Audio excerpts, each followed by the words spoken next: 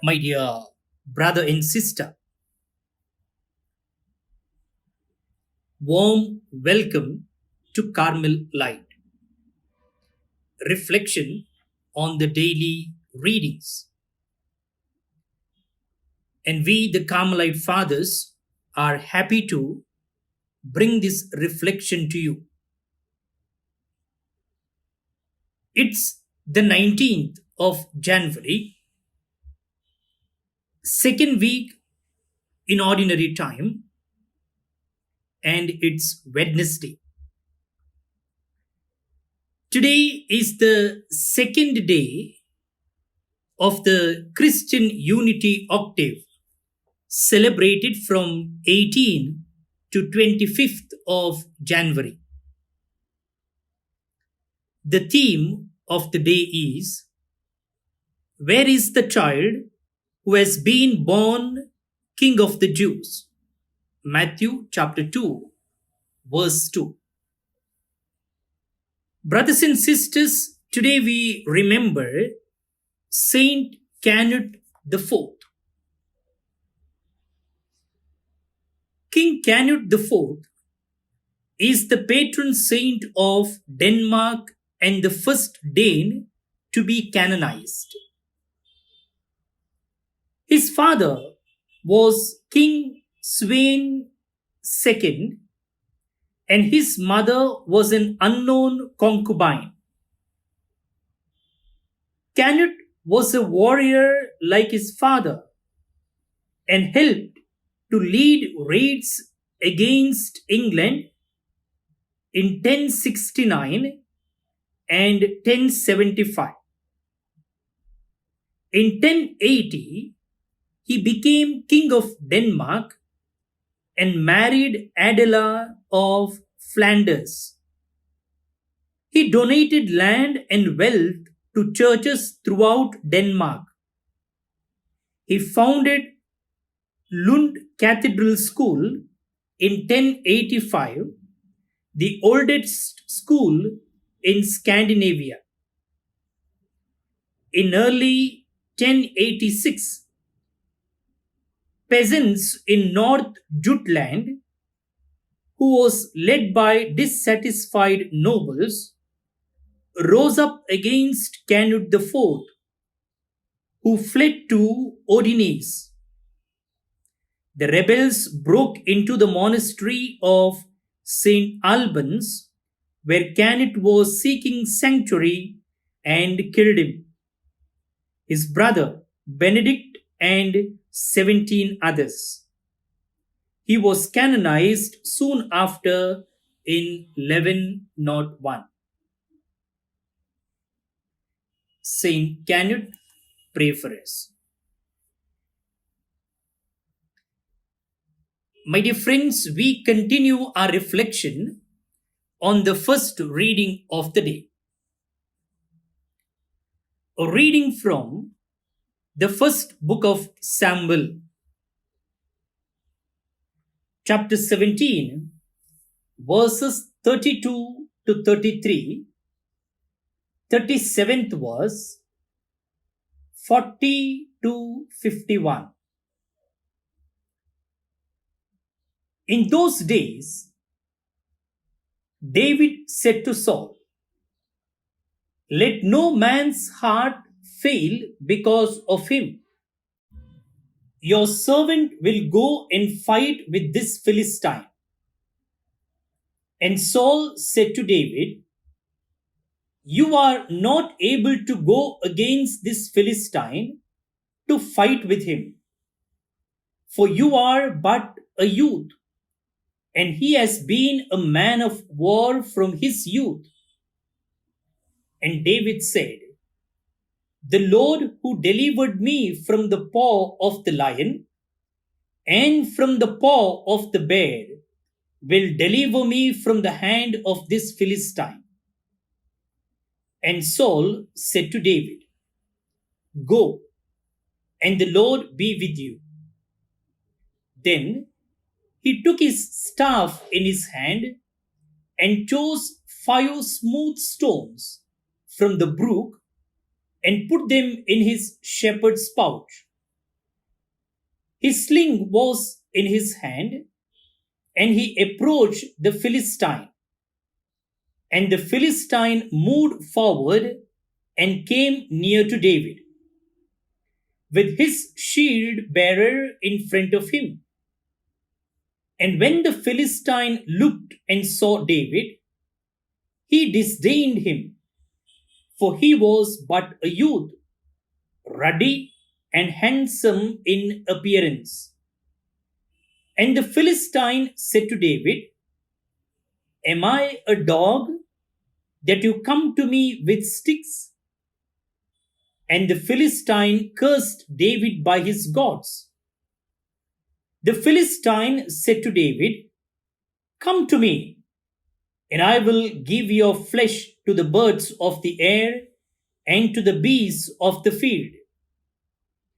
Then David said to the Philistine, "You come to me with the sword and with the spear and with the javelin, but I come to you in the name of the Lord of hosts, the God of the armies of Israel, whom you have defied. This day the Lord will deliver you into my hand, and I will strike you down and cut off your head. And I will give the dead bodies of the host of the Philistines this day to the birds of the air and to the wild beasts of the earth, that all the earth may know that there is a God in Israel, and that all this assembly may know that the Lord saves not with sword and spear.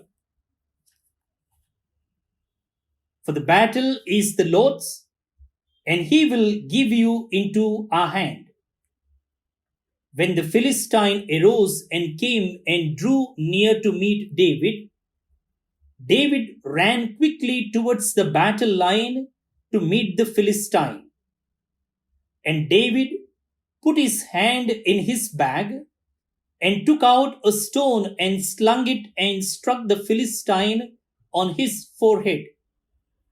The stone sank into his forehead, and he fell on his face to the ground. So David prevailed over the Philistine with the sling and with the stone, and struck the Philistine and killed him. There was no sword in the hand of David. Then David ran and stood over the Philistine, and took his sword and drew it out of its sheath, and killed him and cut off his head with it. When the Philistines saw that their champion was dead, they fled.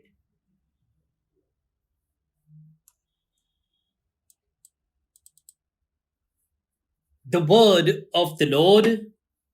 Thanks be to God.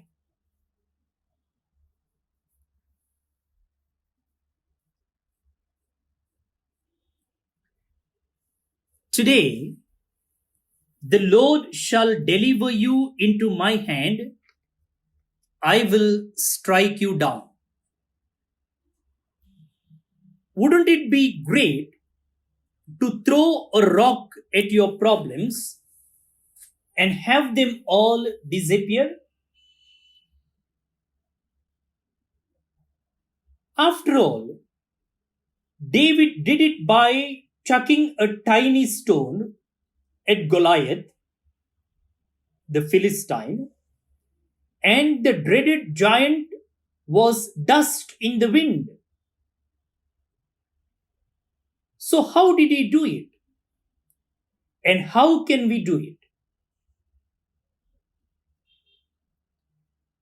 God wants us to learn the combination of faith and action that David showed, that balance between his grace and our work that will give us victory every time.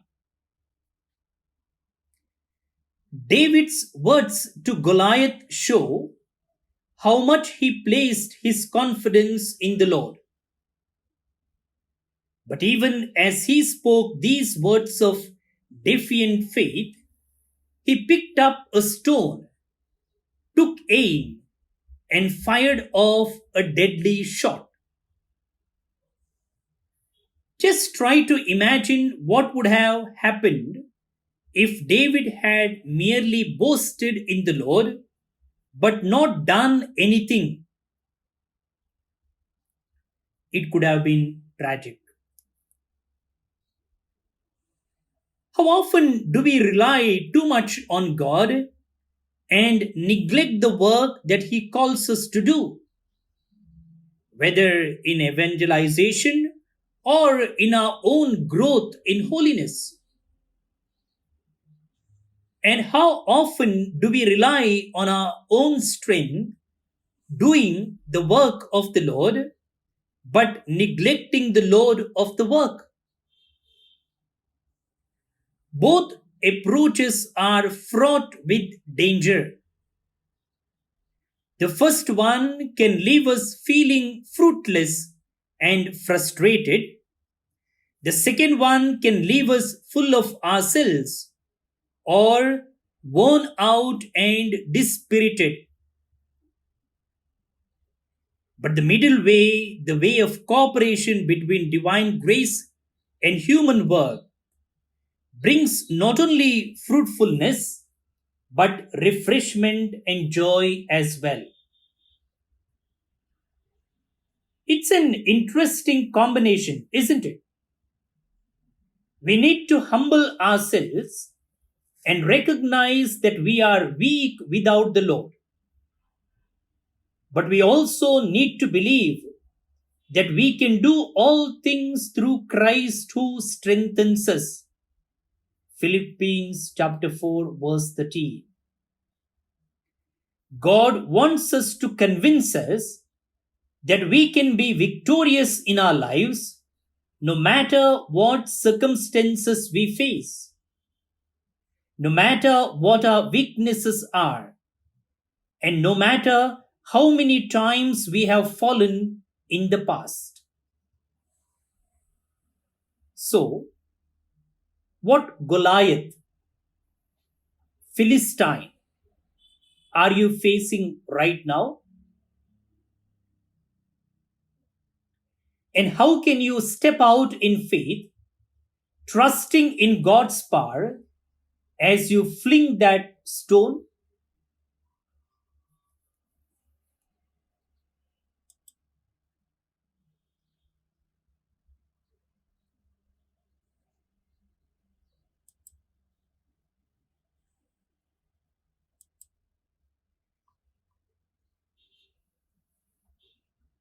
Jesus, I embrace the victory you have given me on the cross. I place my confidence in your power and in the talents and skills that you have given me. I believe that together we can overcome every enemy. Amen.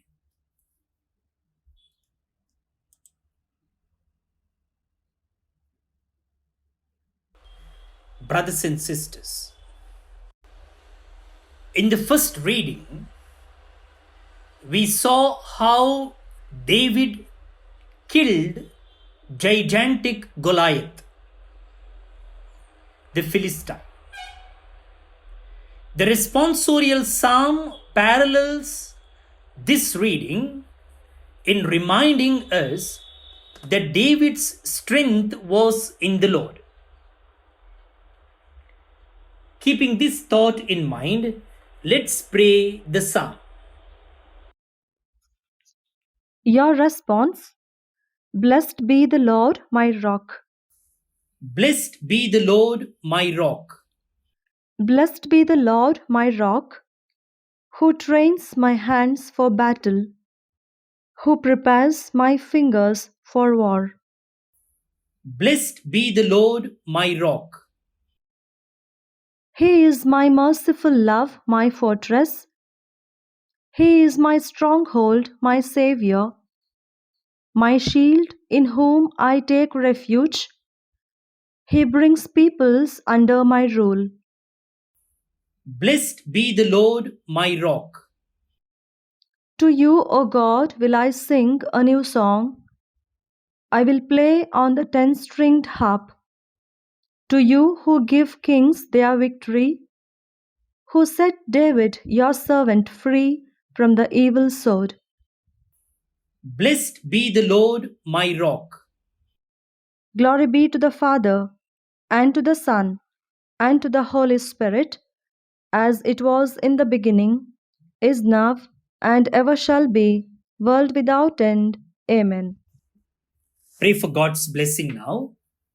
May Almighty God bless you, the Father and the Son and the Holy Spirit. Amen. My dear brother and sister, as I wish you a blessed day, we remember all those who are celebrating their birthdays today, especially Father Julius Gonsalves, Carmelite, Alphonsus Thomas de Mello from Mulund, Mumbai, Andrew Richard Menezes from Mumbai, presently in Oman, Samara Cardin from Kandivali, Mumbai, Nari and Monty Tellis from Borivali, Mumbai, Stephen Preston D'Souza from Hiranje, Brahmavar, Gladys Saldana from Udupi, Lily D'Souza from Sakinaka, Mumbai, and Lona Noronna from Shirva, Udupi.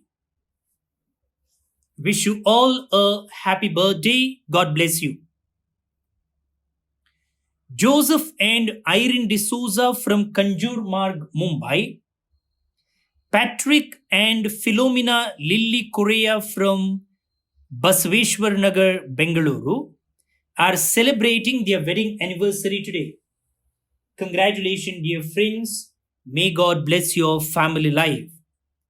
And we pray for the departed soul of Ligari Dantis from Paladka, Mangalore, and Ligari D'Souza from Niddodi, Mangalore. May the Lord grant them eternal rest. That's all for today, my dear friends. Have a